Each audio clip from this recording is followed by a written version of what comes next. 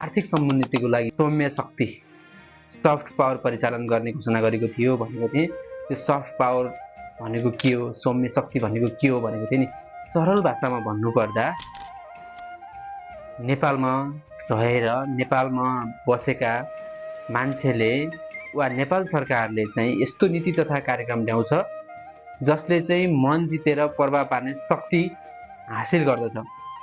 जस्तै पर्यटकहरूबाट लाभ लिन सक्छ, हाम्रा सांस्कृतिक सम्पदाबाट वैदेशिक मुद्रा भित्र्याउन सक्छ। हो यस्तो किसिमको जुन शक्ति प्रयोग गरिन्छ त्यसलाई भनिन्छ सौम्य शक्ति, soft power.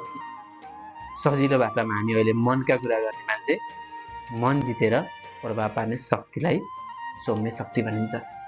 All the best. अब हामी बनाउने होइन त भिजिट नेपाल, नेपालको ब्रान्ड नेपाल जस्तो अभियान चलाएर हामीले सौम्य शक्ति आर्जन गर्न सक्छौँ।